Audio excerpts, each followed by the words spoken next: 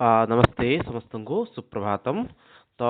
आउ बहुत अल्प दिन अच्छी मैंने कहीपर आप 4-5 दिन आपंकर एक्चुअली एग्जाम रही। तो से सबू भितर विलंब नक आज आम डिस्कसन आम आरंभ करदे रिविजन क्लास बोली कहीपर। बहुत इंपोर्टेंट क्वेश्चन गुड़िक एगुड़िक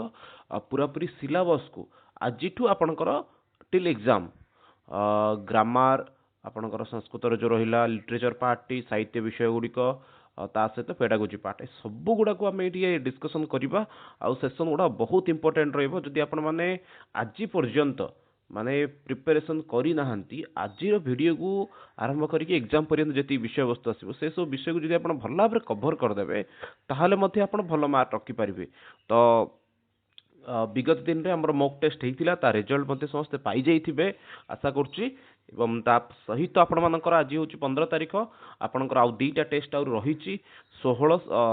माने 7 नंबर हो जाइए 8, 9, 10 ये 3टा सेट आउरी आपंकर रही। तो आपण मैंने अटेंड करेंगे। आई थिंक आज 15 तारीख अच्छी आपण मानू मुझे पूर्वर जे संस्कृत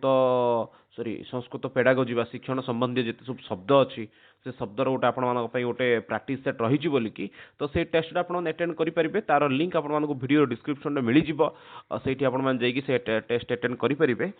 तो चलते आरंभ करवा बेस चर्चा करियानी। तो जो मैंने नाहांती आमर सोशल मीडिया साइट को फॉलो करूना से सोशल मीडिया साइट को फॉलो करूँ फटाफट आपण मानक वीडियो लिंक मिले सहित आपको डेली मॉक टेस्ट मिल जाए। मॉक टेस्ट टाइम स्थिर था। तो सकाल 8 रु आरंभ करके आपण मानक संध्या 6-7 पर्यंत ये भितर ही आपण मान दबा ट्राए करूँ ना कि तापर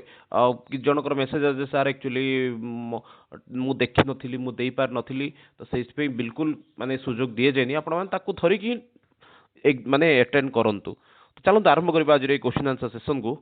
फास्ट अच्छे आप भाव विनिमय से उत्तम माध्यम किम भाव विनिमय आप सबुठ बेस्ट माध्यम कौन। तो भाव मनर भाव को जब आम प्रकाश करार अच्छी से आपंकर उत्तम माध्यम कौन अटे ना उत्तम माध्यम हूँ आपंकर भाषा। मन रखु ये आप राइट आंसर कौन हम भाव विनिमय से उत्तम माध्यम भवती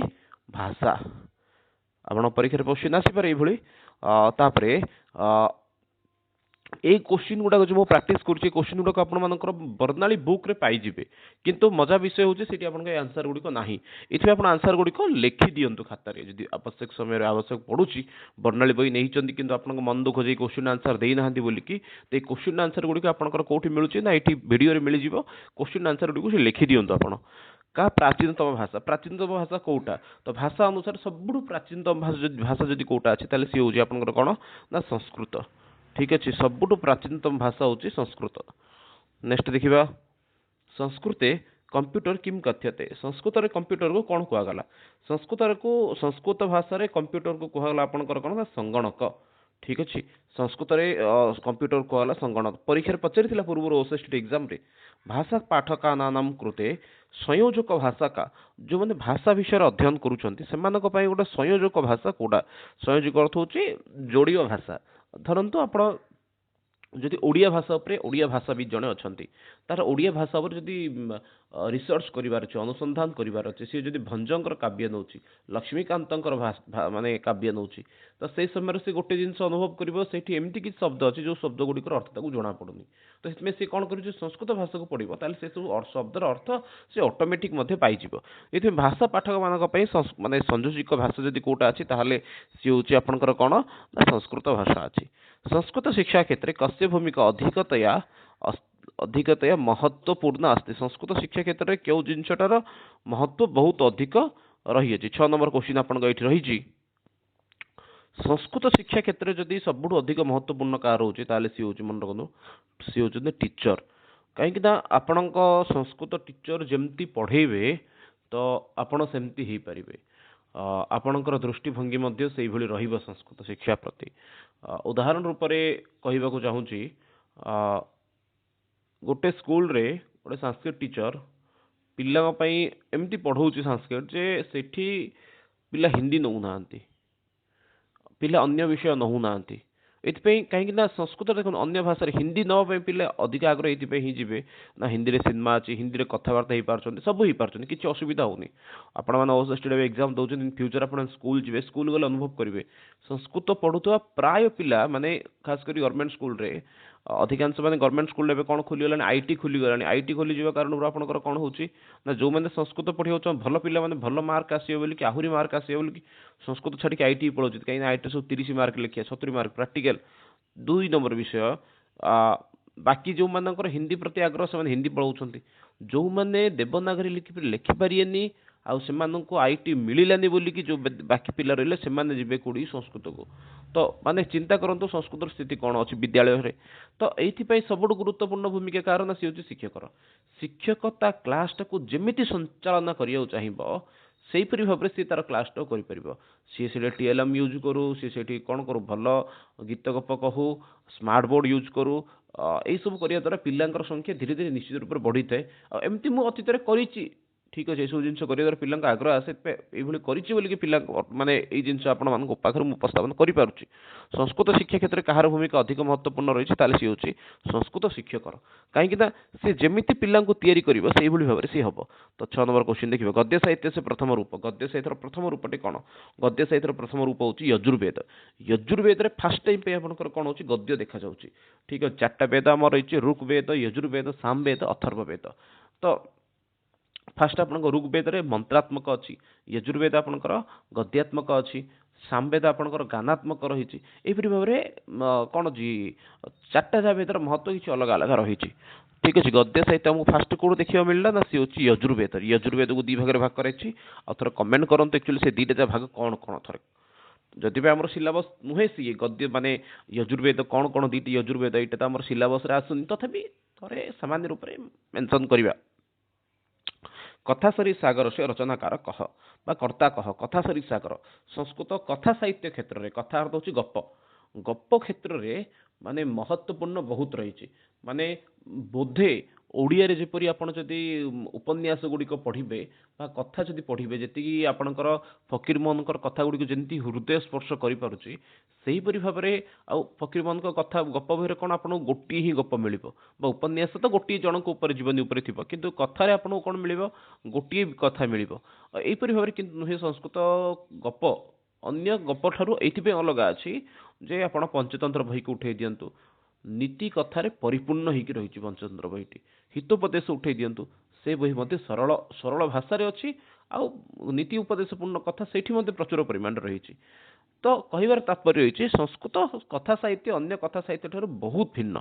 ତ ଏଇଠି ଛାଡ଼ନ୍ତୁ ଦେଖିବା ଆମେ କଥା ସରିତ ସାଗର ସେ କର୍ତ୍ତା କହ କଥା ସରିତ ସାଗର କର୍ତ୍ତା ହେଉଛନ୍ତି ଆପଣଙ୍କର ସୋମଦେବ ମନେ ରଖନ୍ତୁ ଏଇଠି ରାଇଟ୍ ଆନ୍ସର ଆପଣଙ୍କର ହେଉଛି ସୋମଦେବ ନେକ୍ସଟ ଦଶ କୁମାର ଚରିତ ସେ ରଚନା କର୍ତ୍ତା କହ ଦଶ କୁମାର ଚରିତ ମାନେ କହିପାରିବି ହେଉଛି ଆପଣଙ୍କର ଆଧୁନିକ ସ୍ତରକୁ ପଳେଇ ଆସିଲାଣି କଥା ସାହିତ୍ୟରେ ତ ଦଶ କୁମାର ଚରିତର କର୍ତ୍ତା ହେଉଛନ୍ତି ଆପଣଙ୍କର କହିବା ଏଠି ମେନସନ୍ କରିବା ଦଣ୍ଡି ବହୁତ ବଢ଼ିଆ ଅବନ୍ତୀ ସୁନ୍ଦରୀ କଥା ୟା ରଚୟିତା କହ ଅବନ୍ତୀ ସୁନ୍ଦରୀ ଯେଉଁ ରହିଲା ତାହାର ରଚନାକାର କିଏ ଅବନ୍ତୀ ସୁନ୍ଦରୀ କଥା ମଧ୍ୟ ସେମ୍ ଦଣ୍ଡି 2ଟା ଯାହା ଲେଖିଛନ୍ତି ଦଶ କୁମାର ଚରିତ ଲେଖିଛନ୍ତି ଅବନ୍ତୀ ସୁନ୍ଦରୀ କଥା ମଧ୍ୟ ଲେଖିଛନ୍ତି ତାଙ୍କର ଆଉ ଗୋଟେ ଅଛି କ'ଣ ସେ ବହି ନାଁଟା ଯାହାକି ସଂସ୍କୃତର ଅଳଙ୍କାର ଶାସ୍ତ୍ର କ୍ଷେତ୍ର ପ୍ରତି ଅବଦାନ ରହିଛି ମହତ୍ତ୍ୱପୂର୍ଣ୍ଣ ରୂପରେ ସେ ବହିଟା କ'ଣ ତାକୁ କମେଣ୍ଟ ବକ୍ସରେ ଆକ୍ଚୁଆଲି ମେନସନ୍ କରନ୍ତୁ ଆପଣମାନେ ଠିକ୍ ଅଛି ଜଷ୍ଟ ଏ ସେକେଣ୍ଡ ଗୋଟେ ହଁ କାଦମ୍ବରୀ ହର୍ଷଚରିତ ହେଉ କର୍ତ୍ତା କହ କାଦମ୍ବରୀ ହର୍ଷଚରିତ এই 2ଟା ଯାହା ମଧ୍ୟ ଆପଣଙ୍କର କ'ଣ ଅଛି ନା ଗଦ୍ୟ ସାହିତ୍ୟର ଅନ୍ତର୍ଭୁକ୍ତ ଅଛି କାଦମ୍ବରୀଟା ହେଉଛି ଆପଣଙ୍କର କଥା ଆଉ ହର୍ଷଚରିତ ହେଉଛି ଆପଣଙ୍କର ଆଖ୍ୟାୟିକା ଅର୍ଥ ହେଉଛି ଜୀବନୀ ଜଣଙ୍କର ଜୀବନ ଉପରେ ଲେଖିବା ଆଉ এই 2ଟା ଯାହା ରଚନାକାର ହେଉଛନ୍ତି ବାଣଭଟ୍ଟ ଠିକ୍ ଅଛି ବାଣଭଟ୍ଟ ହେଉଛନ୍ତି ଆପଣଙ୍କ କାଦମ୍ବରୀ ଯାହାକି ଅପୂର୍ଣ୍ଣ କଥା ସାହିତ୍ୟ ବୋଲି କହିପାରିବେ ତାକୁ ତାଙ୍କର ପୁତ୍ର ଆସିକି ମଲ୍ଲିନ ଭଟ୍ଟ ଯିଏକି ଆକ୍ଚୁଆଲି କମ୍ପ୍ଲିଟ୍ କରିଥିଲେ ଠିକ୍ ଅଛି ବାଣଭଟ୍ଟଙ୍କ ଯେତେବେଳେ ନାଁ ସେ ସମୟରେ ଆଉ ଗୋଟେ ନାଁ ହେଉଛି ମୟୂରଭଟ୍ଟ ତ ମୟୂରଭଟ୍ଟ କିଏ ଏବଂ ମୟୂରଭଟ୍ଟ କ'ଣ ଲେଖିଥିଲେ ଠିକ୍ ଅଛି ସେ ବିଷୟକୁ ମଧ୍ୟ ଆପଣମାନେ ଉପସ୍ଥାପନ କରନ୍ତୁ କମେଣ୍ଟ ବକ୍ସରେ ଯେ ମୟୂରଭଟ୍ଟ କିଏ ଆଉ ମୟୂରଭଟ୍ଟ ବାଣଭଟ୍ଟଙ୍କର ସହିତ କ'ଣ ସମ୍ପର୍କ ଅଛି ତାକୁ ମଧ୍ୟ ଏଇଠି ମେନସନ୍ କରନ୍ତୁ କାବ୍ୟ ପ୍ରୟୋଜନ ଯେତେବେଳେ ଆମେ ପଢ଼ନ୍ତି ସେ ସମୟରେ ଗୋଟେ ଜିନିଷ ଆସେ କାବ୍ୟ ପଢ଼ିକି ମଧ୍ୟ ରୋଗରୁ ମୁକ୍ତି ହୁଏ ଯେପରି ମୟୂରଭଟ୍ଟ ହେଇଥିଲେ ମୟୂରଭଟ୍ଟ ସୂର୍ଯ୍ୟ ଶତକ ରଚନା କରିକି ଏହି ମହା କ'ଣ କହିପାରିବେ ରୋଗରୁ ମଧ୍ୟ ସେ ମାନେ ମୁକ୍ତି ପାଇଥିଲେ ଛାଡ଼ନ୍ତୁ ତ କାଦମ୍ବରୀ ବାଣଭଟ୍ଟରୁ ଆମେ ମୟୂରଭଟ୍ଟ ଆଡ଼େ ପଳେଇଲେ କାଦମ୍ବରୀ ହର୍ଷଚରିତ ଏମାନଙ୍କ ରଚନାକାର ହେଉଛନ୍ତି ବାଣଭଟ୍ଟ ଠିକ୍ ଅଛି ବାଣଭଟ୍ଟଙ୍କର ଆଉ ଗୋଟେ କ'ଣ କୃତି ରହିଲା ତାକୁ କମେଣ୍ଟ ବକ୍ସରେ ଲେଖନ୍ତୁ। ବାସବଦତ୍ତା ଗଦ୍ୟ କାବ୍ୟ ସେ ରଚୟିତା କହ। ବାସବଦତ୍ତା ଏଇ ଯୋଉ ଗଦ୍ୟ କାବ୍ୟ ରହିଲା ଏହାର ରଚନାକାର କିଏ? ବାସବଦତ୍ତା ଗଦ୍ୟ କାବ୍ୟ ରଚନାକାର ହଉଛନ୍ତି ସୁବନ୍ଧୁ। ମନେ ରଖିଥିବେ ୟା ରାଇଟ୍ ଆନ୍ସର ହଉଛି ସୁବନ୍ଧୁ। କିଛି ଜଣ ବାସବଦତ୍ତା ଭାବିକି ହଠାତ୍ ତରତରରେ କ'ଣ କରନ୍ତି ଭାଷ ମାରି ଦିଅନ୍ତି। କାହିଁକି ନା ଭାଷଙ୍କର ଗୋଟେ କୃତି ଅଛି ପ୍ରତିମା ୟୋଗନ୍ଧ ନାରାୟଣ ଆଉ ଗୋଟେ ହଉଛି ସ୍ୱପ୍ନ ବାସବଦତ୍ତାମ୍। ତ ଏଇ ଦୁଇଟା ଜାଗାରେ ବାସବଦତ୍ତା ପ୍ରସଙ୍ଗଟା ହେଉଛି ତ ସେଥିପାଇଁ ଭାବନ୍ତି ହଁ ଏଇ ଗୋଟେ ଦୁଇଟା ଯାକ ସମାନ ଭାବି ଭାଷ ଉପରେ କ୍ଲିକ୍ କରିଦିଅ। ନାଇଁ ରେ ବାପା, ଏଇଠି ଉତ୍ତର ହେଉଛି ଆପଣମାନଙ୍କର କ'ଣ ନା ସିଏ ହେଉଛି ବାସବଦତ୍ତାର ରଚନାକାର କଥା ସାହିତ୍ୟ ରଚନାକାର ହେଉଛନ୍ତି ସୁବନ୍ଧୁ। ତରତର ହେବେନି କେମିତି, ଫାଷ୍ଟ ଦେଖିବେ ଆନ୍ସର କ'ଣ ଅଛି କ୍ୱେଶ୍ଚିନ୍ ତାପରେ ଆନ୍ସର ଦେବେ। ତିଲକ ମଞ୍ଜରୀ, ତିଲକ ମଞ୍ଜରୀର ରଚନାକାର କିଏ? ତିଲକ ମଞ୍ଜରୀ ଗଦ୍ୟ କାବ୍ୟ ରଚନାକାର କିଏ? ସେ ହେଉଛନ୍ତି ଧନପାଲ। ତାପରେ ଅଛି କ'ଣ ଦେଖିବା, ଗଦ୍ୟ ଚିନ୍ତାମଣି କର୍ତ୍ତା କହ। ଗଦ୍ୟ ଚିନ୍ତାମଣିର କର୍ତ୍ତା କିଏ? ନା ସିଏ ହେଉଛନ୍ତି ବାଧିବ ସିଂ। ଗଦ୍ୟ ଚିନ୍ତାମଣିର ରଚନାକାର ହେଉଛନ୍ତି ବାଧିବ ସିଂ। ପ୍ରବନ୍ଧ ଚିନ୍ତାମଣି ରଚୟିତା, ପ୍ରବନ୍ଧ ଚିନ୍ତାମଣି ହେଉଛି ମେରୁତୁଙ୍ଗା ଆଚାର୍ଯ୍ୟ। ମନେ ରଖନ୍ତୁ ନାଁ ଗୁଡ଼ିକ ମେରୁତୁଙ୍ଗା ଆଚାର୍ଯ୍ୟ। ଖାସ କରିକି ଗଦ୍ୟ ଚିନ୍ତାମଣି ହେଉଛି ବାଧିବ ସିଂ ଏବଂ ତାପରେ ଅଛି ପ୍ରବନ୍ଧ ଚିନ୍ତାମଣି ହେଉଛି ଆପଣଙ୍କର ମେରୁତୁଙ୍ଗା ଆଚାର୍ଯ୍ୟ। ତାପରେ ଅଛି ଶିବରାଜ ବିଜୟସ୍ୟ ରଚନାକାର କହ। ଶିବରାଜ ବିଜୟମ୍ ୟାର ରଚନାକାର କିଏ? ତ ଶିବରାଜ ବିଜୟର ରଚନାକାର ହେଉଛନ୍ତି ଅମ୍ବିକା ଦତ୍ତ ବ୍ୟାସ। ଶିବରାଜ ବିଜୟ ରଚନାକାର କିଏ ଅଟନ୍ତି? ନା ହେଉଛନ୍ତି ଅମ୍ବିକା ଦତ୍ତ ବ୍ୟାସ। ନେକ୍ସଟ ଦେଖିବା, ହଁ ୟତ୍ କିମପି ବକ୍ତୁମ୍ ଶକ୍ୟତେ ତତ୍ କିମ୍ ବଦାମ। ଯାହା କହିବା ପାଇଁ ସମର୍ଥ ତାକୁ ଆମେ କ'ଣ ବୋଲି କହିବା? ୟତ୍ ବକ୍ତୁମ୍ ଶକ୍ୟତେ, ଯାହା ସରଳ ରୂପରେ ଆପଣ କହିବାକୁ ସମର୍ଥ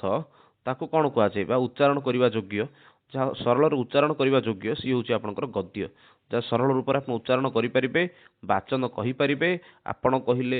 ଶ୍ରୋତା ବୁଝିପାରିବ ସରଳ ରୂପରେ, ସିଏ ହେଉଛି ଆପଣଙ୍କର ଗଦ୍ୟ। ପାଠକ ପଠିତ୍ୱା ୟତ୍ ଅବଗଚ୍ଛତି ଶ୍ରୋତା ଶ୍ରୁତ୍ୱା ୟତ୍ ଅବଗଚ୍ଛତି ତତ୍ କିମ୍ ବଦାମ, ତାହା ହିଁ ହେଉଛି ଆପଣଙ୍କର ଗଦ୍ୟ। ଗଦ୍ୟ ଶବ୍ଦଟା ନିଷ୍ପନ୍ନ କି ନେଇଛି ଫାଷ୍ଟ ଜାଣିବା ଦରକାର। ଗଦ୍ୟ ଶବ୍ଦଟା ଆପଣଙ୍କ ନିଷ୍ପନ୍ନ ହେଉଛି ଗଦ ଧାତୁରେ ୟତ୍ ପ୍ରତ୍ୟୟ ଯୋଗ ହୋଇକି ଗଦ୍ୟ ବୋଲି ଗୋଟେ ପଦଟି ତିଆରି ହେଲା। ଛନ୍ଦ ରହିତ ରଚନାକୁ ଆପଣଙ୍କର କ'ଣ ବୋଲି କୁହାଯାଉଛି? ନା ଗଦ୍ୟ ବୋଲି କୁହାଗଲା। ଯୋଉଠି ଛନ୍ଦର ପ୍ରୟୋଗ ନାହିଁ ସିଏ ହେଲା ଗଦ୍ୟ, ଯୋଉଠି ଛନ୍ଦର ପ୍ରୟୋଗ ହେଲା ସିଏ ହେଲା ପଦ୍ୟ। ଠିକ ଅଛି ନା, ତା ବୋଲି କହିବେନି ଯେ ଗଦ୍ୟରେ ଆପଣଙ୍କର ଶ୍ଲୋକ ଦେଖାଯାଉନି ବୋଲି, ଶ୍ଲୋକ ନାହିଁ ବୋଲି। ଗଦ୍ୟରେ ମଧ୍ୟ ଶ୍ଲୋକ ରହିଛି କିନ୍ତୁ ତାହା କ୍ୱଚିତ୍ କ୍ୱଚିତ୍ ମାନେ ଆବଶ୍ୟକତା ଅନୁସାରେ ସେଇଠି ଉପଦେଶ ଦେବା ଅର୍ଥରେ କେବଳ ତୁଳନାତ୍ମକ ଅର୍ଥରେ ସେଇଠି ବର୍ଣ୍ଣନା କରାଯାଇଛି ଶ୍ଲୋକଟି, ଅନ୍ୟଥା ଆପଣଙ୍କୁ ଶ୍ଲୋକ ଆକାରରେ ପୁରା ବିଷୟବସ୍ତୁ ଦେଇନି। ତ କ'ଣ ଦେଇଛି ତାପରେ ଦେଖନ୍ତୁ, ହଁ ପାଠକ ପଠିତ ଅବଗଛ ଶ୍ରୋତା ଶ୍ରୁତ ଇଏ ଅବଗଛ ତତ୍ କିମ୍ ବଦାମ ତଦ୍ଭବତି ଆପଣଙ୍କର ଗଦ୍ୟ। କୁତ୍ର ସନ୍ଧି ସମାସ ପ୍ରକୃତି ପ୍ରତ୍ୟୟାନାମ୍ ପ୍ରତ୍ୟୟ ଉପସର୍ଗ ସରଳତୟା ଜ୍ଞାୟତେ। ସନ୍ଧି ସମାସ ପ୍ରକୃତି ପ୍ରତ୍ୟୟ ଉପସର୍ଗ ସବୁ ଯାକ କୋଉଟା ଆପଣଙ୍କୁ ଜାଣିବାକୁ ମିଳୁଛି ହେଉଛି ଆପଣଙ୍କର ଗଦ୍ୟ। ଫଟାଫଟ ଦେଖିଦେଇ ପଳେଇବା। କିମ୍ ଶ୍ରେଣୀଗତ କଥନମ୍, ଶ୍ରେଣୀଗତ କଥନ ଏଇ ଗୋଟେ କହିପାରିବେ। ଶ୍ରେଣୀଗତ କଥନ କ'ଣ? ଶ୍ରେଣୀଗତ କଥନ ଆପଣ ଚାରିଟା ଭାଷା କୌଶଳ ରହିଲା। କ'ଣ କ'ଣ ଚାରିଟା ଭାଷା କୌଶଳ ଆପଣଙ୍କର ଅଛି? ନା କଥନ, ପାଠନ, ଲିଖନ, ଶ୍ରବଣ, ଭାଷଣ। କଥନ ତ ନାହିଁ, ଶ୍ରବଣ, ଭାଷଣ, ପଠନ, ଲେଖନ, ଇଏ ଚାରିଟା ହେଲା ଆପଣଙ୍କର ଶ୍ରେଣୀଗତ କଥନ। ମିଶ୍ରିତ ଶ୍ଲୋକ କୁତ୍ର ଦୃଶ୍ୟନ୍ତେ, ମିଶ୍ରିତ ମିଶିକି ଥିବା ଶ୍ଲୋକ ଗୁଡ଼ିକ କୋଉଠି ଦେଖାଯାଏ? ତ ମିଶ୍ରିତ ଶ୍ଲୋକ ଦୃଶ୍ୟତେ ଗଦ୍ୟ ସାହିତ୍ୟରେ। ଠିକ ଅଛି। ସଂସ୍କୃତ ଗଦ୍ୟ ଶିକ୍ଷଣ କତି ଉଦ୍ଦେଶ୍ୟାନି ସନ୍ତି। ଗଦ୍ୟ ଶିକ୍ଷଣ ଆପଣଙ୍କ ଉଦ୍ଦେଶ୍ୟ କେତେଟା? ଉଦ୍ଦେଶ୍ୟ ଆପଣଙ୍କ ବହୁତ ସରଳ, ଏଇଠି ଦୁଇଟା ଉଦ୍ଦେଶ୍ୟ, ଗୋଟେ ସାମାନ୍ୟ ଉଦ୍ଦେଶ୍ୟ ଆଉ ଗୋଟେ ହେଉଛି ବିଶିଷ୍ଟ ଉଦ୍ଦେଶ୍ୟ। ତ ଟିକେ ସାମାନ୍ୟ ଉଦ୍ଦେଶ୍ୟ ବିଷୟରେ ଦେଖିଦେବା। କ'ଣ କହୁଛି? ଗଦ୍ୟ ଶିକ୍ଷଣ ସେ ସାମାନ୍ୟ ଉଦ୍ଦେଶ୍ୟ। ସାମାନ୍ୟ ଉଦ୍ଦେଶ୍ୟରେ କ'ଣ କହୁଛି? ନା ଛାତ୍ର ଗଦ୍ୟ ବିଷୟରେ रुचि वर्धनीयं वर्धयितुं शब्दानां महिमा वर्धयितुं चत्वारि भाषा कौशलानां वर्धयितुं पुनश्च नवीन पुरातन लेखानां परिचय। कौन कौन चार्टा जिनस कही? फास्ट होची आपणकर कौन करार अच्छे ये गद्य साहित्य प्रति पिलांकर आग्रह सृष्टि करार अच्छी। तापर शब्द वैभव सहित मत पिलांकर परिचय करार अच्छी। संस्कृत को सरल भाव में श्रवण पाठन इत्यादि करने चेष्टा करवा। संस्कृतर प्राचीन नवीन लेखा सहित परिचित कराइबा। विद्यार्थी मानकर नैतिक मूल्यबोध बढ़ाइबा। राष्ट्रीय भावना उद्बुद्ध करने सहित से राष्ट्रपति जपरी अभिप्रेत हो से चेष्टा करवा। तापर निज भाषा रे प्रकाशित ग्रंथ गुड़ी को अनुवाद करके प्रकाश करने यत्नशील करवा। ये हूँ आप कौन ना सामान्य उद्देश्य अटे संस्कृत शिक्षादान गद्य शिक्षादान। ठीक अच्छे भावुचे जो समस्त बुझा पड़े मन रखा दरकार। ये भर जेकोसी गोटे पचारदेव जे संस्कृत गद्य पाठन प्रति विद्यार्थीनम रुचिवर्धनम यहाँ संस्कृत साहित्य कौ प्रकार उद्देश्य अटे क्यों प्रकार लक्ष्य हाँ उद्देश्य अटे से कन्फ्यूज हो। सामान्य उद्देश्य विशिष्ट उद्देश्य सामान्य उद्देश्य मन रखी दिंतु सब।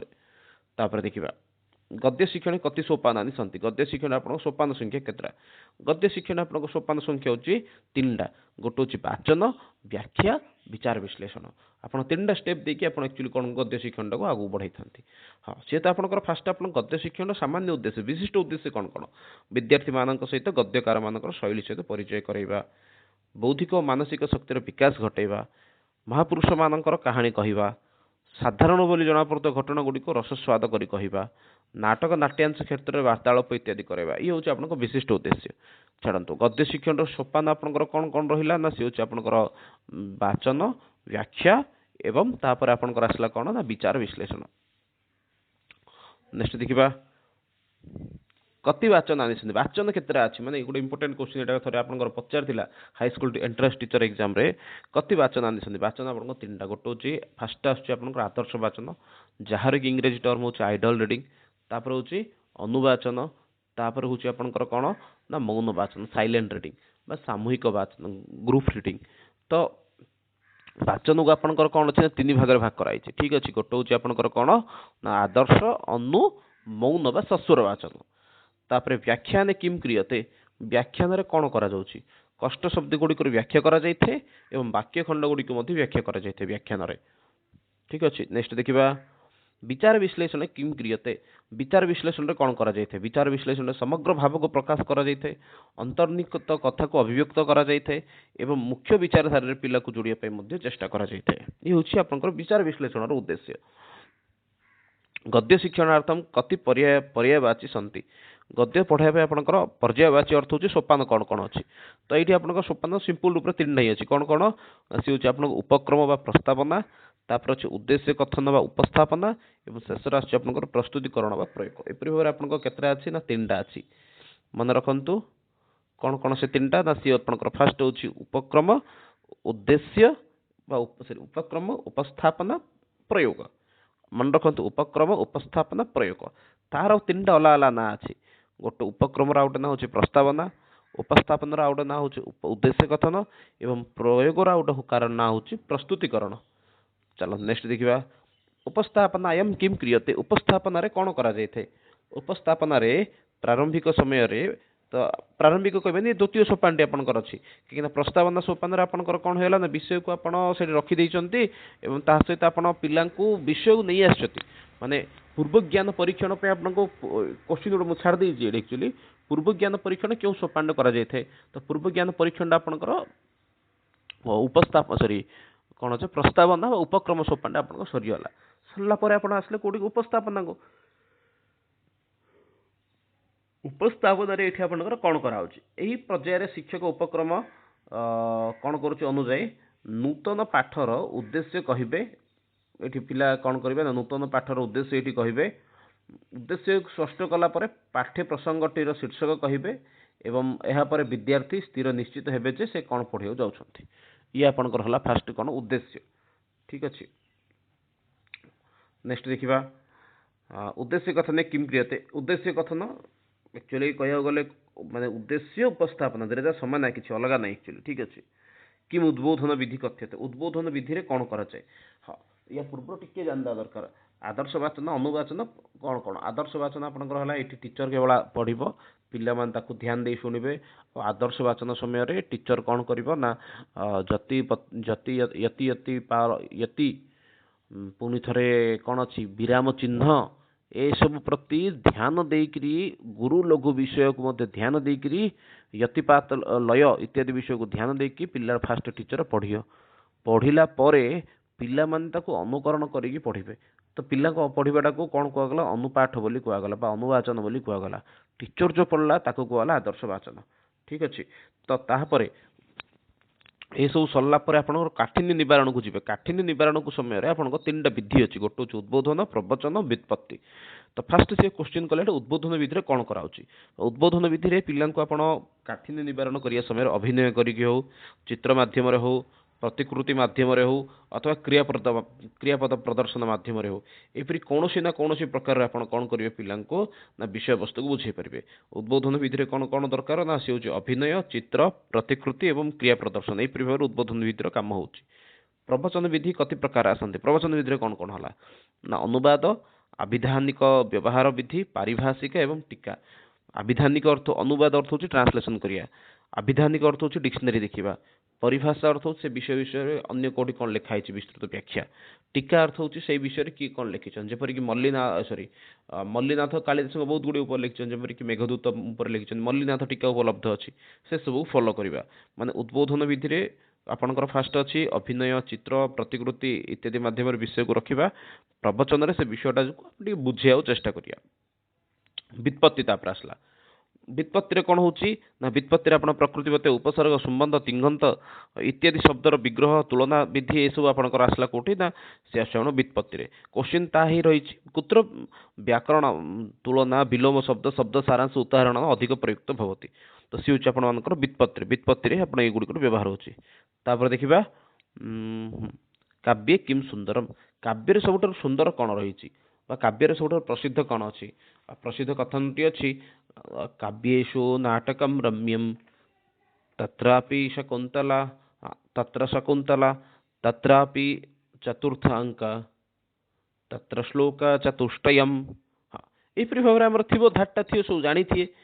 काव्येषु किम रम्यम ना काव्येषु रम्यम नाटकम, काव्यर माने रम्य अर्थ सुंदर कोन ना सी होची नाटक। नाटक सुनी काव्य भितरे बहुत मजा लागे। काव्य काव्य को एक्चुअली केते भागर भाग कराई एक्चुअली भिन्न भिन्न माने साहित्यकार मत अनुसार रही। उदाहरण होची माने मोर मन अच्छी गोटे जगह पढ़ाऊली पिला पढ़ाऊनी सी टीचर गोटे विषय पढ़ाई काव्यर प्रकार भेद विषय रे सी कहते जे काव्य दी प्रकार सॉरी तीन प्रकार काव्य अच्छी, गोटे होची उत्तम मध्यम अधम पाठ, उत्तम मध्यम अधम बोलिकी से सब विषय को कहुई। मत पचारे पिला सारे लंग क्वेश्चन कौन लिखु बोले काव्य पचार काव्यर लक्षण भेद ताले गोटे काम करन काव्य लक्षण कौन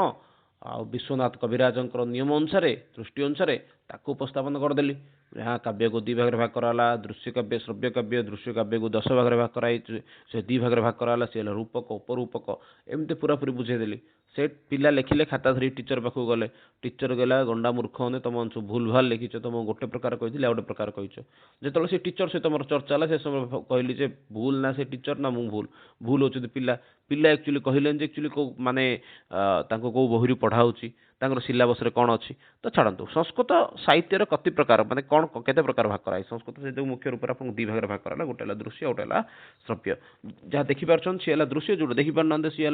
श्रव्य। गद्य साहित्य कति प्रकार अस्ति, गद्य साहित्य को आपन केते भाग भाग कराई, गद्य साहित्य को आपन कौन कराई ना 2 भाग भाग कराई। ठीक अच्छे तो गद्य साहित्य को आपन कौन कराला से भाव में 2 भाग आपनकर भाग करा जायछि। नेक्स्ट देखिबा दृश्य काव्यम कथम रमणीयम भवति, दृश्य काव्यटी आपनकर किपरि रमणीय हो पारुछि। दृश्य काव्य देखिबा कारण लोक मान कौन करुछंती ना रमणीय हो पारुछंती। ठीक अच्छे तापर देखिबा माने प्रस्तुतिकरण उच्चारण अभिनय अलौकिक अस्वाद लाभ करे से दृश्य काव्य गुड़िक आपनकर अत्यंत रमणीय होउछि। नाट्यशास्त्र से कर्ता कह, हाँ ये आपनकर नाट्यशास्त्र इत्यादि विषय आसीगला। नाट्यशास्त्र रचनाकार किए, तो नाट्यशास्त्र रचनाकार होउछन्ति भरत मुनि, एतरे संदेह ही नहीं हमर। ठीक अच्छे तो नाट्यशास्त्र ऋषि कहछन न तद ज्ञानम न तद शिल्पम ना सुविद्या न स कला ना सुयोगो न तद कर्म नाट्य अस्मिन् न दृश्यते। अर्थात वेद विद्या इतिहास आख्यान परिकल्पना नाटक दुखी श्रमजीवी शोकार्थ लोक मान विश्राम बा आनंद देते तथा नाटक सकल ज्ञान दृश्यमान होता है। नाट्यशास्त्र कर्ता किए आम खाली मन रखा दरकार, बाकी ये सब श्लोक दरकार नहीं। नाट्यशास्त्र रचनाकार होती आपंकर किए ना सी होती आचार्य भरत मुनि। सप्तवाक्शवदतम प्रतिज्ञौगंध नारायणम प्रतिज्ञौगंध नारायणम यही सब नाटक रचनाकार किए तो ये हूँ आपंकर भाष मन रखु भाषंकर टोटाल नाटक संख्या हूँ 13टा। आ भाषा संपर्क में मुझे अलरेडी गोटे भिडियो बनई जाई देखिपारे आपण समस्ते। तापर कौन देखु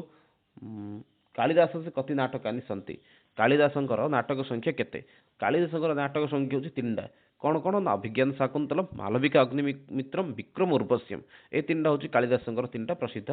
नाटक। मुद्रा राक्षस से कर्ता कह, मुद्रा राक्षसर रचनाकार किए, मुद्रा राक्षस रचनाकार होचंती विशाखा दत्त। मन रखि था मुद्रा राक्षस रचनाकार किए ना सी होचंती विशाखा दत्त। ये सब गुड़ाक मन रखु माने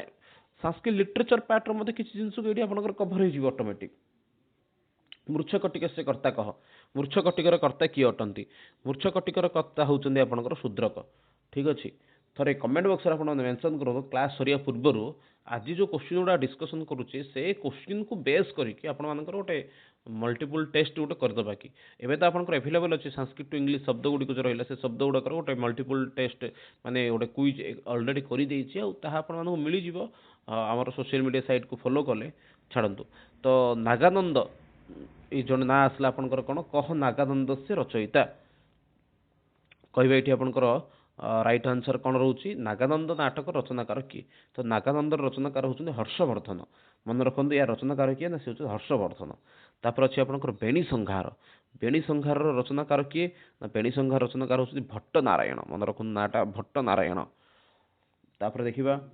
भवभूते प्रसिद्धानम नाटकानम नाम किम, भवभूतिर प्रसिद्ध नाटक संख्या कौन कौन। भवभूतिर तीन नाटक अच्छी, गोटे हूँ मालती माधव, उत्तर रामचरितम, आउ गोटे हूँ आपंकर कौन ना महावीर चरितम। तो उत्तर रामचरितम ना जो आस मत गोटे जिनस जो जानी से समय बहुत आश्चर्य लगे। उत्तर रामचरितम शंभुक प्रसंग रही, शंभुक प्रसंग में रामचंद्र कौन कर शंभुक को हत्या कर दौरान। ठीक अच्छे, कहीं शंभुक शूद्र अटे और सी कौन करी ना जाकि तपस्या करुच्ची। तो तार वास्तविक कारण केमते किए माने रामायण अनुसंधान करना ये विषय देखिकी लोक मैंने निज निजर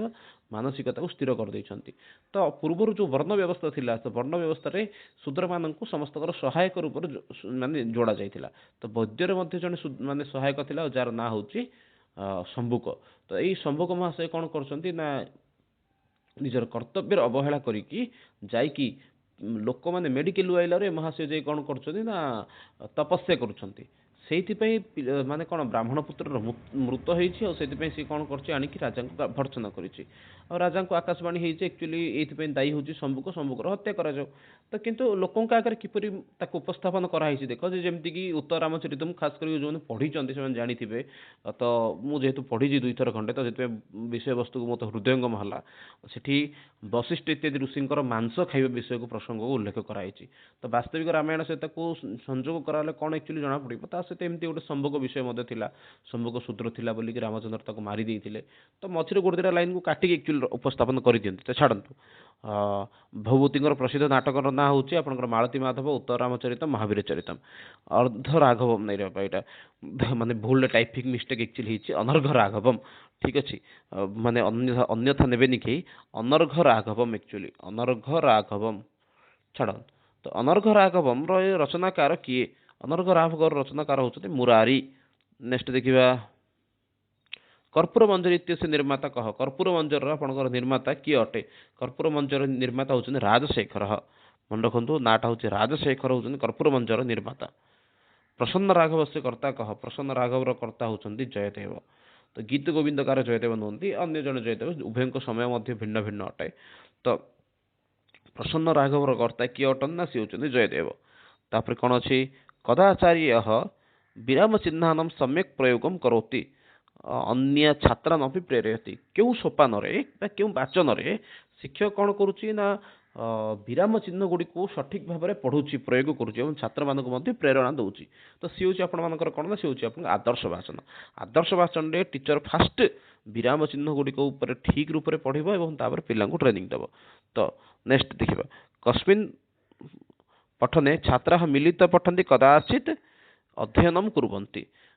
क्यों सोपान पिला माने कौन कर मिसिकी पठन मिसिकी पढ़ापढ़ी करती कदाचित मौन अध्ययन कुर्वन्ति। कौ पठन ये हूँ आपंकर सिंपल जिनस मौन पठन बा सस्वर पठन। महाभारत से कर्ता बोधे यही आंसर टे क्वेश्चन आंसर क्या जना नी भावुँ मु महाभारतर कर्ता किए ये क्वेश्चन बोधे क्या जना न समस्त जानते यहाँ कि मैंने पचार दरकार ही ना। हाँ आ गोटे धाटी गोटे मन रखार अच्छे ये आम एक्चुअली छाड़ी पड़े स्किप करदे स्पीड माने माने विलम्ब हो माने बहुत लंबा होगा ना भिडटा भी कौन कही ना विषय प्रवेश पूर्व ज्ञातरु अज्ञात आड़ को जावा आवश्यक। प्रश्न पचारिके मैं जो थी पिला जानी से आपको न जानी विषय को एक्चुअली जावा दरकार। ठीक अच्छे, तो फास्ट तो आम शुणुले विराम चिन्ह इत्यादि उपर किए ध्यान देव ना सी हूँ आदर्श वाचन शिक्षक ध्यान देव। तापर मिलित पठन व सामूहिक पठन कौन करें ना प्रथम उच्च स्वर और पर नीरव पाठ करें। तो एवं टीचर से बुली बुली समस्त को मार्क करता है। ठीक अच्छे। तो ये आपंक आसीगला कौन ना ये हूँ आपंकर महाभारत रचनाकार किए ना महाभारत रचनाकार किए जानी थी समस्ते सी हूँ बहुत बढ़िया। तो एथिरे मैंने कहवाक दरकार ही नहीं आपंकर ये जो महाभारत रचनाकार किए बहुत बढ़िया व्यासदेव। नेक्स्ट देखिए नेक्स्ट क्वेश्चन आगू बढ़िया गोटे विषय सेकेंड हाँ हाँ बहुत बढ़िया गोटे माने आसी महर्षि व्यासदेव तो आम जानले किंतु फकीरमोहन सेनापति कौन करते ओडिया महाभारत को एक्चुअली से रचना करते। ठीक अच्छे ओडिया महाभारत रचनाकार होती फकीरमोहन सेनापति। बड़ा दुखर विषय एक्चुअली 14 कि 15 संक्रांति ही आपंकर कौन हो संक्रांति पालन हो। तो थे मत कई जन कारण कहतु समग्र विश्व स्तर में मैंने भारत वर्ष जदि 15 तारीख को पालन कराऊँगी ओडिशा कहीं 14 तारीख में पालन कराला मकर संक्रांति जदि कि जानते कमेंट बॉक्स में मेंशन करूँ। ठीक अच्छे आउ कि धाड़ी रही है क्रियान्वितम कौन क्रियान्वितम कारकम क्रियाधीनमितम किम ना क्रियाधीनम अपि कारकम कति प्रकार काव्य आसती काव्य को केते भाग भाग कराई पूर्व ही पढ़ी सारी काव्य को आपको दुई भाग भाग कराई तथापि किसी जगह आपंकर कौन कराई ना से पढ़ते दृश्य श्रव्य काव्य ये आपंकर कौन अच्छी दृश्य श्रव्य स्थान ये आपंकर कहीपर गद्य पद्य रूप में काव्य को दुई भाग भाग कराई किसी स्थान तीन भाग में कहुए गद्य पद्य चंपू बोली कहुए। ठीक अच्छे त्रिविधम काव्यम किम त्रिविधम काव्य कौन आप गद्य पद्य चंपू। नेक्स्ट देखा दुर्लभम साहित्यम किम दुर्लभ साहित्य कौन ना सी हूँ गद्य साहित्य कथा साहित्य धरतु आपंकर एबे गोटे सेमिनार होता नेशनल सेमिनार गोटे संस्कृत प्रति गंजाम मंडल अवदान आउे माने 174 फुटात्मक गोटे बही था मुझे रिसर्च करके लेखालेखी कर गोटे टपिक नहीं देती आ से बहीटा इन फ्यूचर आपे एभेलेबल हो कि गंजाम जिलार जिते सब सारस्वत साधक रही टीचर रही से डिटेल्स रही। तो दुर्लभ साहित्यकार साहित्य कौन ना जो जीवन पढ़ली से भितर देखिए अधिकांश जन सब कविता लिखिं कहीं मत गद्य लिखुना दुर्लभ साहित्य काव्यम कि ना सी हूँ गद्य कथा साहित्य जहाँकि बहुत कम मिलूँ नुआ तो किए लिखुना आज्ञा। हाँ तापर आसीगला आपंकर यू सब गोटे गोटे क्वेश्चन बृहत कथा रचनाकार किए तो बृहत कथा रचनाकार होती गुणाढ़ मन रखी था बृहत कथा हूँ गुणाढ़ से कथा सरी सागर कर्ता किए ना सी सोमदेव। पंचतंत्र रचनाकार किए विष्णु शर्मा। बेताल पंचविंशति शिवदास। ठीक अच्छे बेताल पंचविंशति कह निर्माता तो नहीं कह कर्ता रचयिता एमती हुए आमर जो टाइपिंग हुए से समय भूल हो जाए। पुरुष परीक्षा यह कह कर्ता पुरुष परीक्षार कर्ता कार माने कर्ता मैंने हूँ रचयिता किए सी हूँ विद्यापति। तापर देखा हितोपदेशकर्ता पंडित नारायण ए सन्देह ना किसी जगह एक्चुअली नारायण पंडित बोली दिए गोटे पंडितर उपाधि ना कि नाटा काव्य पठन भवतः किम लाभ भवती काव्य पढ़िया द्वारा आपंकर एक्चुअली कौन लाभ हो धर्मार्थ काम मोक्ष चतुर्वर्ग फल प्राप्ति आपंकर होता है। आ विषय आप देखिए कौटी अच्छी ये आपंकर ना ये हूँ मम्मटा आचार्य द्वारा रचित। तो काव्य प्रकाश आप सब विषय से एक्चुअली रही काव्यादर्श तो से चतुर्वर्ग फल प्राप्ति काव्य पढ़ा द्वारा काव्य प्रयोजन विषयटा उल्लेख रही। देखिए फटाफट 40टा क्वेश्चन अच्छी। प्राथमिक स्तर से बालक किम पठितव्य छोट पिला एक्चुअली कौन पढ़ा गप पिला जो कार्टून इच्छा से जब आप संस्कृत तो से समय कार्टून नाला तो पिलाने कौन शुणुले गप शुणुले जी जिते भल गप शुणुला सी से तार कौन होता ना चारिटा जहाँ कौशल विकास होता तार स्मृति शक्ति इत्यादि प्रखर होता। पिला आगे पिला जो लेवल शिक्षादान दि जाऊला सी गोटे भिन्न लेवल था पिला जदि खाऊ ना वर्तमान समय आप देखिए छोट पिला जदि अच्छा आपन पाखे किए आप चारि पाखे भी जो छोट पिला अच्छा देखिए गोटे जिन खाइले बेले बापा माँ कौन कर मोबाइल धरी दूसरे नाई रे बापा पूर्व काले खाऊनी जदि बेले चिंता नहीं खाऊ जदि दी चापड़ा पकाया अन्यथा गप कहीकि खुईदेवा गप कहीकि खाଇବା द्वारा पिलांकर कौन लाभ होता फास्ट कथा श्रवण शक्ति वृद्धि पाइला स्मृति शक्ति वृद्धि पाइला एवं भविष्य में जो सी गोटे भल वक्ता हाँ भी चेष्टा कर निज विषय को उपस्थापन कर तार्किक शक्ति को जो जीव से समय निजर भाव अभिव्यक्ति करने समय यह सब कथा गुड़िक सहायता कर अनेक गुड़े फायदा अच्छे मानसिक भारसाम्य मुक्त रहा आ सब गोटे जिनस प्रति आसक्त होगी रही। ठीक अच्छे से मोबाइल हेनी आसी तो छाड़ू प्राथमिक बालक किम पठितव्य ना सी कथा बालानाम कल्पना शक्ति कथम वर्धते पिला कल्पना शक्ति पिलांकर किपरि बढ़ुची तो बालानाम कल्पना शक्ति वर्धते कथा पठन। नेक्स्ट देखा बालानंद तर्क शक्ति कथम बढ़े तर्क शक्ति पिलांकर केन बढ़ियो ना पिलांकर तर्क शक्ति बढ़िबो कथा श्रवण द्वारा ठीक अच्छे नेक्स्ट देखा कस्य पुस्तके बानर से चतुरता अस्ति क्यों बहीटे आपंकर बानर चतुरता विषय वर्णना करा जायछि कहबा ये आप राइट आंसर कौन रोचे बानर चतुरता बहुत बढ़िया सी हूँ आपंकर कौन ना सी हूँ आप चंद्र भूपति ठीक अच्छे चंद्र भूपति मान कौन अच्छे बानर चतुरता विषय वर्णना करा जायछि बानर चतुरता विषय शुणी थे बोधे पूर्वर गपटा जो मेढ़ाशाला गोटे थी घोड़ाशाला गोटे थी से राजा घोषणा करेंगे जे सब मांकड़ मानकर चमड़े घोड़ार सी क्षताक्त गुड़िक पूर्ण हम ए समस्त जो आसवे मांकड़ मान मारे तो छाड़ते ये गोटे लंबा विषय वस्तु रही चर्चा करें कस्य पुस्तके बानर से चतुरता वर्णते सी हूँ आपंकर चंद्र भूपति हाँ रूपक कति रूपक मैंने रूपक अर्थ नाटकर प्रकार भेद नाटकर प्रकार भेद विषय कौन कौच नाटक केते भाग भाग कराई तो सी कहीपर आपंकर कौन ना सी हूँ दुई भाग भाग कराई रूपक सरी सरी सरी हाँ श्रव्य काव्य आपन दी भाग रूपक हूँ आपन 10 भाग आ उपरूपक हूँ आपंकर 18 भाग एक्चुअली मु एब्सेंट माइंड एक्चुअली कहले श्रव्य काव्य विषय भाविकी छाड़ू नेक्स्ट देखिया उपरूपकानी कति प्रकारानि सन्ति कहीदेली पूर्व चर्चा करियानी उपरूपक संख्या हूँ 18 दृश्य काव्यम कति भागेषु विभक्तम दृश्य काव्यम माने देखा एक्चुअली केते भाग भाग होइछि सी हूँ आपन दी भाग भाग होइछि गोटे हूँ आपन रूपक आ गोटे हूँ उपरूपक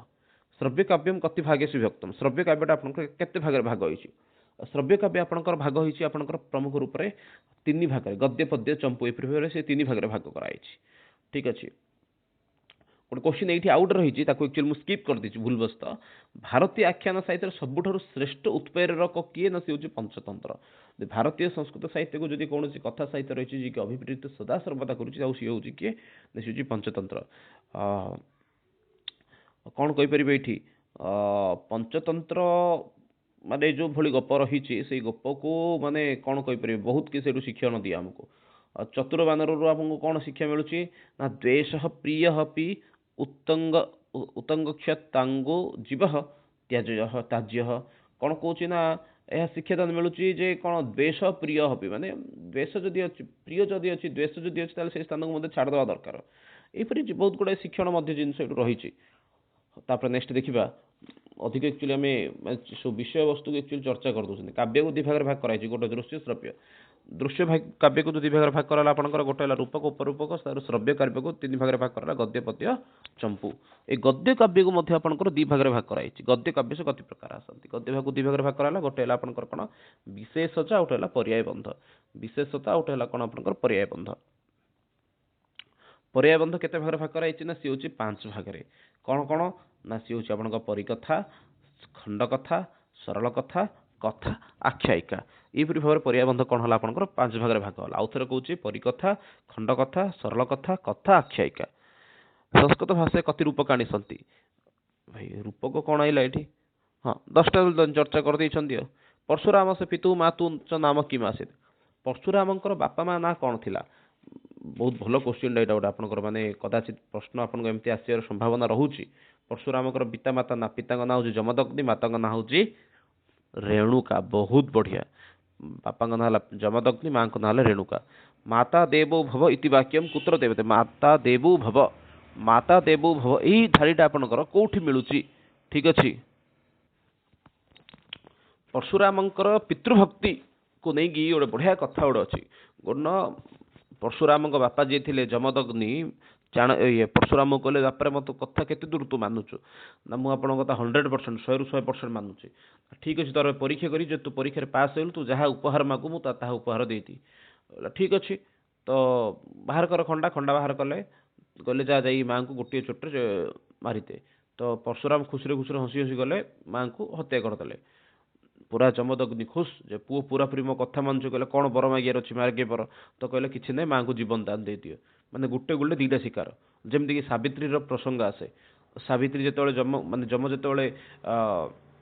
सत्यवान को नबाक आसन से समय नहीं गला परे जम को सावित्री बर मागी तो से समय सावित्री कहते हाँ सॉरी सावित्री बर मागी आप मत कौन दीर्घायु एवं शतपुत्री हाँपाई आप मत बर दिंतु शतपुत्री पे आपण वर दियंतु सती एवं शतपुत्री पे तो से समय जम तांको आशीर्वाद दे पळुचंदी हाँ तुम शतपुत्री हो तापर सीधा जाई जम और घर आगे रेडी ना आपण मते आशीर्वाद देले मु शतपुत्री हेबी आ स्वामी नेला मु किन हेपरी तो तापर जम ताको बाध्य होई कि पुणी थे सत्यवान को फेरैछंती तो एमती अनेक गुडी प्रसंग रही जे किपरि एक्चुअली चतुरता थिले प्रसंग रही एमती संस्कृत कथा साहित्य अपार कथा साहित्य रही कथा साहित्य आप पढ़ी जानीपारे एमती मत हितोपदेश नहीं पंचतंत्र गोटे कथा रही गोटे गरीब ब्राह्मण अच्छी ता बापा मध्य कौन अच्छी ना अंध अच्छी तो भगवान को प्रसन्न करुचे भगवान आसुन बर मागुचे मु सुना थाल खाइबार मो बापा देखंतु अर्थात गोटे बर रे दुईटी शिकार कर दउछि बोली कहबा प्रथम विषय जे बापा आखि मागिदेला द्वितीय विषय होछि निजे धनी हो बोलिकी तो एपरी पूर्वर थिला परंपरा गुरु शिष्य परंपरा कारण ये सब जिन संभव होउथुला सनातन संस्कृति अनुसार कति अवस्था आसंती अवस्था केतरा आपन चारिटा कौन कौन चारटा अवस्था जानी थिए समस्त एटा चर्चा करी कि आवश्यक नहीं कौन कौन चारटा अवस्था फास्ट होछि आपन वानप्रस्थ गृहस्थ सॉरी फास्ट वानप्रस्थ फास्ट होछि ब्रह्मचर्य ब्रह्मचर्य गृहस्थ वानप्रस्थ सन्यासी एपरी भाबरे आपन चारिटा अवस्था अछि चतुर्थ अवस्था आसु प्रथम अवस्था कह चारटा अवस्था आपन फास्ट अवस्था फास्ट आपन ब्रह्मचर्य दुई नंबर हूँ आपंकर कौन प्रथम आप ब्रह्मचर्य जब पालन कले दुई नंबर आप पालन करेंगे वानप्रस्थ सॉरी गृहस्थ तापर आचार्य आदर्श पाठन से संचालन कथम कर्तव्य आचार्य शिक्षक आदर्श पाठन किपरि संचालन करिवो शिक्षक आदर्श पाठन जो कर समय माने गुरु लघु वर्ण प्रति ध्यान दब तापर गुरु लघु वर्ण पर ध्यान देला पर कौन करिवो ना से विषय को मध्य से कौन करिवो गुरु लघु वर्ण को ध्यान देवा सहित विराम चिन्ह अर्धविराम चिन्ह उपर ध्यान देकी एक्चुअली उच्चारण करिवो ठीक अछि चाणक्य विषय मध्य नंदवंश को ध्वंस करी मौर्य वंशर स्थापन पे चाणक्य अवदान मध्य बहुत रही से विषय को मध्य मन रखा दरकार चाणक्य दीटा ना अच्छी गोटे हूँ कौटल्य आउट हूँ विष्णुगुप्त ठीक अच्छे तो से भाव में गोटे क्वेश्चन पूर्व था मातृदेवो भव यही धारटा कौट अच्छे ये धारटा एक्चुअली अच्छी तैतरी उपनिषद ठीक अच्छे यही धारटा कौट अच्छी ना तैतरी उपनिषद एकादश अनुवाक एक्चुअली धारटा रही तो देखा परवर्ती क्वेश्चन को जीवा एमती संस्कृत प्रति माने जी बुझीपारे एक्चुअली से विषय को सेटा मुख्य विषय ठीक अच्छे हाँ गोटे क्वेश्चन ये जे मैंने एक्चुअली क्वेश्चन एक्चुअली मुझे इनवल्व करनी प्रत्येक प्रश्नर उत्तर अवधि केते समय गोटे पिला आप क्वेश्चन कले गोटे क्वेश्चन कलापर एक्चुअली आप केते समय एक्चुअली आप पारे पिला को पचारि पारे धरतु पिला आंसर कही पारानी तो आप केते समय दे पारे तो सेठी आप जो आदर्श पाठन करने पूर्व आप जाऊँच से समय पिला को आप मैक्सिमम 25 ରୁ 40 सेकेंड देवे 25 ରୁ 40 सेकेंड भितर जो आंसर कही पानी ताले नेक्स्ट क्वेश्चन को पड़े सरी नेक्स्ट पिला पाखु पड़ेबे आउ ता पाखरे रही कि अभ्यास माने आउ समय नष्ट करियेनी तो ये सब जिनस ऊपर मध्य हमको ध्यान देवा दरकार क्वेश्चन रही पारे सेठु मध्य ठीक अछि देखिबा नेक्स्ट जीवा आदर्श पाठन समय को जिनस ध्यान दिया यतिपात स्वर लय ताल इत्यादि ऊपर सर्वदा ध्यान देवा दरकार षष्ठ श्रेणी संस्कृत पुस्तक ना कौन षष्ठ श्रेणी संस्कृत पुस्तक ना होचे भाषा कलिका ठीक अछि नेक्स्ट देखिबा किम व्याकरण शिक्षण से गुरुत्व बहती व्याकरण शिक्षण गुरुत्व कौन बहन करे व्याकरण शिक्षण गुरुत्व को किए बहन करे व्याकरण शिक्षण गुरुत्व को बहन किए करुच्ची कमेंट करबा एठी व्याकरण शिक्षण से गुरुत्व कह बहती हाँ बहुत बढ़िया व्याकरण शिक्षण गुरुत्व को किए बहन करुच्ची शब्दार्थ बहुत बढ़िया वेदांग पुरुष से मुखम किम वेदांग पुरुषर मुख को कौन बोली कहला वेदांत पुरुषर मुख कहला आपनकर व्याकरण को वेदांत पुरुषर मुख कहला धातु ना अंते यत आगच्छति धातु अंतरे कौन आसे धातु अंतरे जोड़ा आइला सी आपनकर कौन प्रत्यय कति प्रकार पदाः सन्ति पद प्रकार केते तिंगंत सुबंत तिंगंत पद पद केते प्रकार बोली सेठी कहिछि पद होछि आपनकर कौन सुबंत तिंगंतम पदम बोली गोटे धाटी अछि सुबंत एवं तिंगंत रूप एक्चुअली पद को दि भाग भाग कराई जायछि ठीक अछि तापर देखिबा उपसर्गाणाम संख्या उपसर्ग संख्या केते उपसर्ग संख्या जो 22 एतरे संदेह किछि नाही उपसर्ग कुत्र प्रयुज्यते उपसर्ग प्रयोग आपन कहछि धातु ना पूर्वम धातु पूर्व रे आपन उपसर्ग प्रयोग होला उपसर्गाणाम गति प्रकार उपभवति उपसर्ग मान गति त्रिधा भवति ठीक उपसर्ग मानकर गति तीन प्रकार होई थाए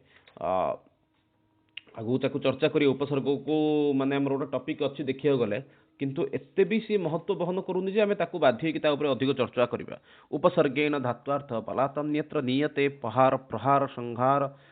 विहारवत तापरे कति प्रकार वर्ण वर्ण केते प्रकार वर्ण होची आपन दी प्रकार गोटे होची आपन स्वर वर्ण आउट होची आपनकर कोन ना सी होची आपनकर व्यंजन वर्ण अच बा हल बोली कुआचे धात्वार्थ बाधते कश्चित कश्चित्तम अनुवर्तते विशिनष्टि तमेव अर्थ उपसर्गम गति त्रिधा उपसर्ग गति होची तीन प्रकार कहिथिले बाधते कश्चित्तम अनुवर्तते विशिनष्टि प्रिफर तीन प्रकार अछि अनुवाद से कह अर्थ अनुवाद से अर्थ कोन अनुवाद शब्दटिर अर्थ कोन तो अनुवाद से अर्थम भवति पश्चात कथनम इति अनुवाद पुणी थरे परे कहिबा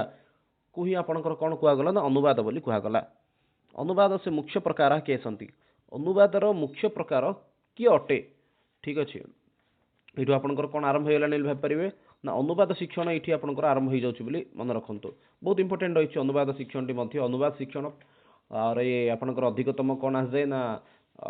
प्रयोग आपनकर आस जीव कोन ना गोटे मिनिट व्याकरण अनुवाद मध्य ये आपंकर बेले बेले आसी जाए छाड़ू तो अनुवाद से मुख्य प्रकार के अनुवाद मुख्य हूँ दुई प्रकार गोटे हूँ आक्षरिक अनुवाद आउ गोटे हूँ अनुकृति आक्षरिक अनुवाद संस्कृत रूपटा हूँ ट्रांसलेशन अनुकृति अर्थ हूँ ट्रांसक्रिप्शन अनुकृति माने कौन धरतु धरतु ये मुझे लिखी अनुवाद से मुख्य प्रकार के सन्ति या जदि मुझे कौन करी ट्रांसक्रिप्शन करी ताहले कौन हम अनुवाद ओडिया लिपि ट्रांसक्रिप्शन करी अनुवाद ओडिया लिखा ओडिया लिपि किंतु संस्कृत भाषा है तो नेक्स्ट देखा विश्व सर्वप्राचीन विज्ञान अनुसार समृद्ध भाषा का आस्ते सरल प्रश्न ये प्रश्न छाड़ नेक्स्ट देखा संस्कृत भाषा ये आपंकर सब प्राचीन और समृद्ध भाषा संस्कृत भाषा आदिवांगमय संस्कृत भाषा आदिवांगमय कौन आदिवांगमय हूँ आप वेद ऋग्वेद ब्रह्म मुखात का वा का गच्छति ब्रह्म मुखर क्यों बाणीटी फास्ट बाहरी तो ब्रह्मा मुखर जब किसी बाणी बाहरी सी हूँ आपंकर कौन सी हूँ आप वेद ब्रह्मा मुख निःसृत बाणी कौड़ा बोले सी आप वेद आ ठीक अच्छे नेक्स्ट देखा प्रथम वेद कह सी हूँ ऋग्वेद कुत्र ब्रह्मा आदि पुरुष इति उच्यते ब्रह्मा को आदि पुरुष बोली आपंकर कौटी कहुई ब्रह्मा को आदि पुरुष बोली आपंकर कौटी कहगला सी हूँ छांदोग्य उपनिषद ब्रह्मा को प्रथम पुरुष बोली कहगला कि मनुष्य से बाचिक रस मनुष्यर बाचिक रस आपंकर केउटी कहवा ये आप पुरुषर बाचिक रस हूँ ऋग्वेद पुरुष से वाक्रश भाच रस नेक्स्ट अच्छे आपंकर मैक्समुलर मते वेदानम काल कह ये मन रखो मैक्समुलर अनुसार आपंकर वेदर काल को कौन बोली कहगला तो 1857 मसीह मन रखो टाइमिंगटा भी 1857 मसीह इंग्लैंड जड़े माने प्रकाशक मूर्धन्य भूत बोली कह मैक्समुलर से समय वेदर टाइमिंग कौन बोली कही सी हूँ आपंकर 4000 वर्ष पूर्व बोली कही सेपरी अन्य जड़े विद्वान थे सेपरी अन्य केतेक पाश्चात्य विद्वान कहते ना ये हूँ आप 2500 वर्ष तलर आ बाल गंगाधर तिलक कहते ना ये हूँ ख्रीष्टपूर्व 6000 वर्ष तलर बोलिकी सी वेदर काल को निर्धारण करते मन रखा दरकार वेदर काल कि केते कही मैक्समुलर 4000 बाल गंगाधर तिलक 6000 मैक्समुलर मते न वेदानम काल कदा से हेला तो गला से 1800 को मसीह मन 57 मसीह से एक्चुअली जिनस कहते बाल गंगाधर तिलक मत अनुसार सी हूँ आप 6000 वर्ष तलर संस्कृत भाषा प्राचीनतम रूपम किम संस्कृत भाषा प्राचीनतम रूप कौन सी हूँ छंद अष्टाध्यायी केन्द्र अरचेत अष्टाध्यायी रचनाकार किए ना सी हूँ आपको पाणिनि अष्टाध्यायी नाम कति अध्याय सन्ति अष्टाध्यायी आप अध्याय संख्या केतटा ना सी हूँ आपंकर 8टा अध्याय ठीक अच्छे तो ये थिला आज सेसन ये पूरापूरी डिस्कसन कले आमर पाखापाखि 100 क्वेश्चन को बहुत इंपोर्टेंट क्वेश्चन गुड़िक एगुड़िक आपंकर परीक्षा आसबार प्राय प्रोबेबिलिटी रोचे नेक्स्ट क्लास रे आउ किसी क्वेश्चन को डिस्कसन करिया रोचे समस्त को बहुत बहुत धन्यवाद एपर्यंत आइले रहिले अटेंड कले क्लास को समस्त को बहुत बहुत अनेक अनेक धन्यवाद शुभकामना आपण परीक्षा बहुत बढ़िया हो आउ समस्ते गत दिन में मकर संक्रांति पूरा धूमधाम पालन करते आशा करछे तो समस्त को बहुत बहुत धन्यवाद रोचे पुणी विषय संध्या बेले।